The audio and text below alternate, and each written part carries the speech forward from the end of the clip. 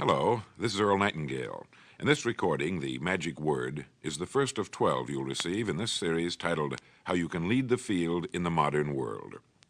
Before we start, I'd like you to know that I'm not going to try to tell you how to live your life. That's none of my business, nor is it anybody else's business. That's your business. Nor is this Lead the Field program a collection of pleasantries, platitudes, or Pollyanna. It is a summation of more than 20 years of research on one subject, and that is, why do some people do so well in life, while so many more do not? And the first thing let's talk about is the magic word.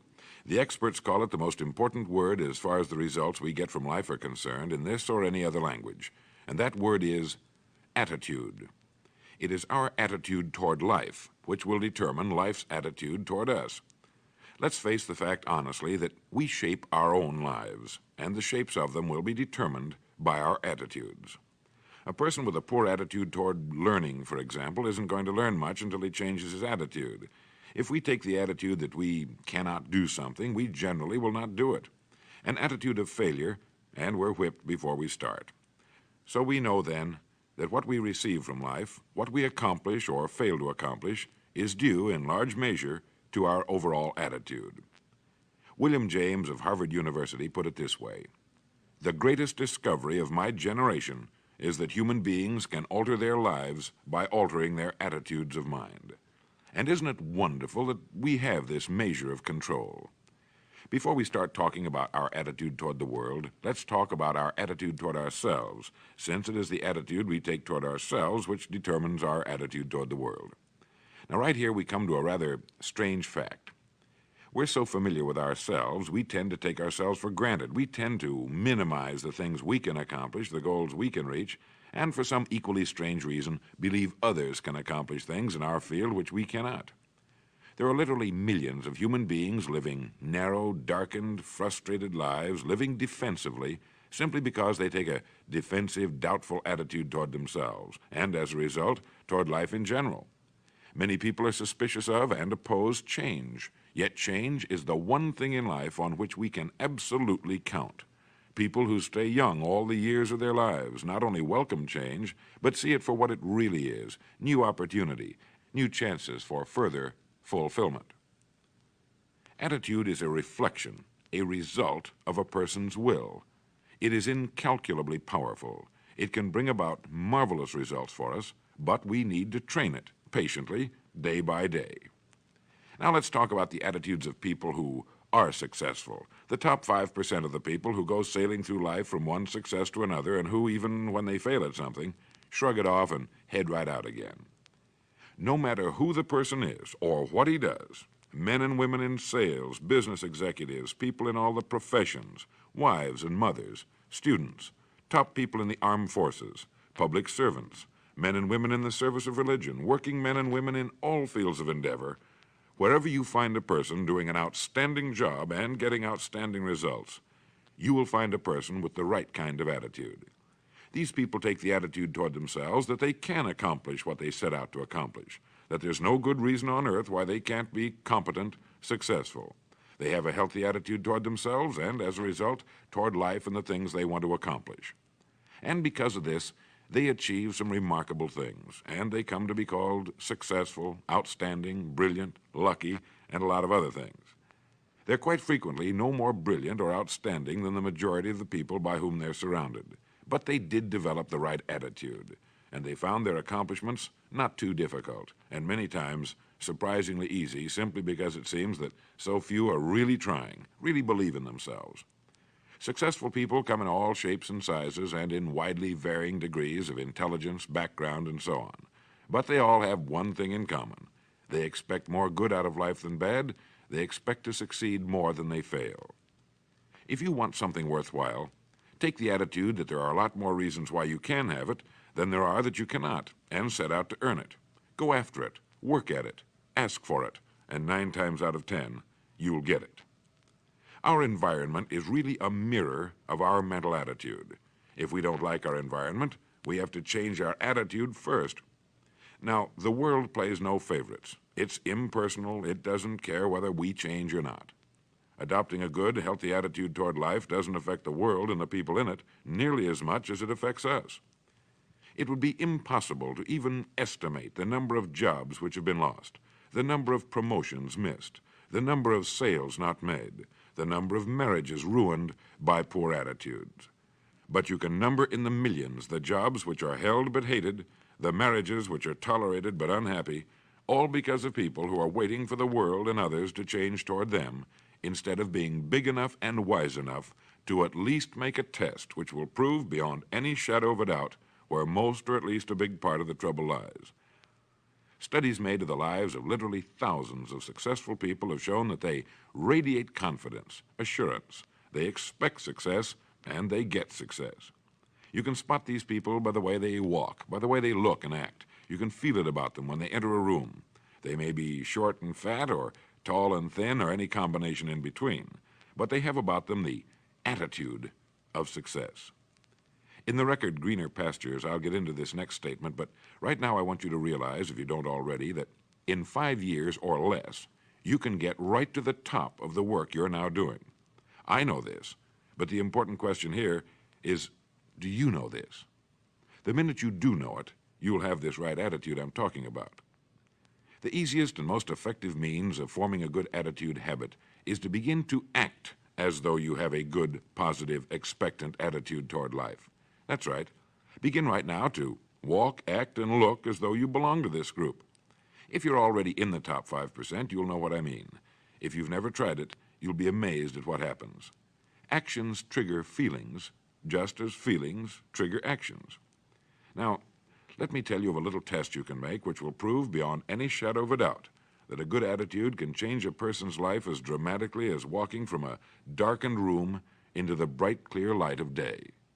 Not long ago, I read a line which went, "Life is dull only to dull people." This is true, but it also could have read, "Life is interesting only to interesting people," or "Life is successful only to successful people." Now, what I'm trying to say is that you must first become, mentally, from an attitude standpoint, that which you wish to achieve. A famous restaurateur was being interviewed by a reporter who asked, "When did you become successful?" He replied, "I was successful when I was sleeping on park benches, because I knew what I wanted to do and that I would do it." In short, his attitude had been one of success, of expecting success, long before the material, the tangible rewards of success had been earned. We'll get into this particular phase of Lead the Field in record number 3, A Worthy Destination. But for now, remember that a person must act, look, and because of these things, feel successful before the success he seeks can come.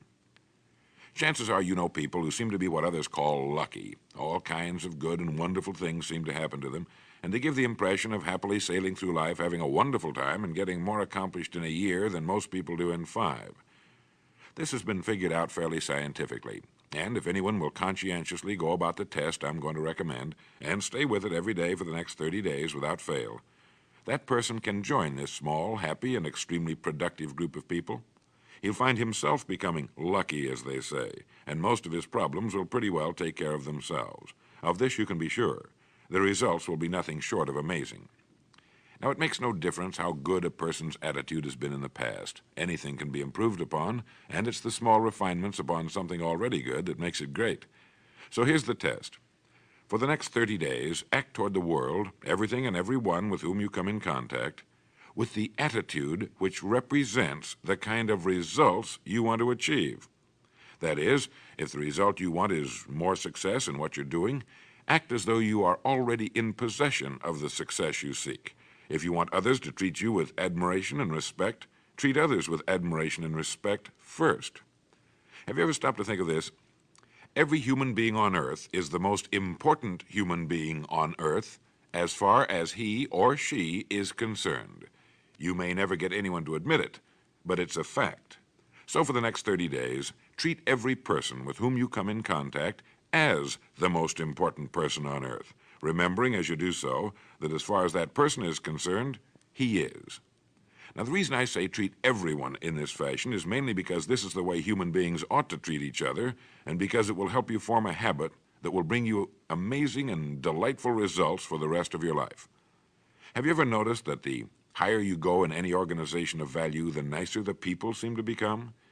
You see, the bigger the person, the easier it is to talk to him, to get along with him, to do business with him. Do you know why? It's because he's got a good attitude, and people with the best attitudes just naturally gravitate toward the top. So for 30 days, act toward others and the world at large in exactly the same manner you want the world and others to act toward you. Treat your wife or husband as the person he or she really is, the most important person in your life, and the same with the children. Carry out into the world each morning for 30 days the kind of attitude you would have if you were the most successful human being on earth. And notice how it quickly develops into an habitual attitude. When a person does this, he should realize he has already placed himself on the road to what he seeks. He is right now in the top 5% of the people in this or any other country. He has prepared the ground and planted the seed. He has made of himself a magnet, an embodiment of that which he seeks. Before metal can be cast into a desired shape, the mold, the expectant receptacle, must first be fashioned. Before a building can be erected, the excavation must be made and the foundation laid. And before a person can achieve the kind of life he wants, he must become that kind of individual. He must think, act, talk, walk, and conduct himself in all of his affairs as would the person he wishes to become. He is then actually that person, and the things that person would have and do will naturally come to him. Almost immediately, a change will be noticed. Irritations that used to frustrate and annoy disappear. When some less informed individual gives you a bad time, stay on the track. When someone cuts in front of you with his car or acts in any other manner that shows his ignorance and lack of courtesy, don't permit yourself to drop to his level. Pity him, for that's what he really deserves. That's the very group a person doesn't want to belong to. And if he acts like them, well, let's face it, he belongs with them. There's nothing in the world that men, women, and children want and need more than the feeling that they're important, that they're needed and respected. They will give their love, their affection, their respect, and their business to the person who fills this need. So the magic word is attitude. And in summing up, a few points to keep in mind. 1, it is our attitude at the beginning of a task which, more than anything else, will affect its successful outcome. 2, it is our attitude toward life which determines life's attitude toward us. 3, we are interdependent. It is impossible to succeed without others, and it is our attitude toward others which will determine their attitude toward us. 4, before a person can achieve the kind of life he wants, he must become that kind of individual. He must think, act, talk, walk, and conduct himself in all of his affairs as would the person he wishes to become. 5, the higher you go in any organization of value, the better will be the attitude you'll find. 6, your mind can hold only one thought at a time, and since there's nothing at all to be gained by being negative, be positive. 7, the deepest craving of human beings is to be needed, to feel important, to be appreciated. Give it to them, and they'll return it to you. 8, look for the best in new ideas. As someone said, I've never met a person I couldn't learn something from. 9, don't waste valuable time broadcasting personal problems. It probably won't help you. It cannot help others. 10, don't talk about your health unless it's good.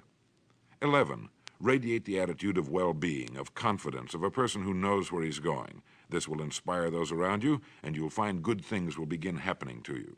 And 12, lastly, for the next 30 days, treat everyone with whom you come in contact as the most important person on earth. If you'll do this for 30 days, you'll do it for the rest of your life. In the next recording, I'll talk to you about greener pastures. But now, in closing, remember the words of Walter Dill Scott of Northwestern University. Success or failure in any undertaking is caused more by the mental attitude even than by mental capacities. Thank you.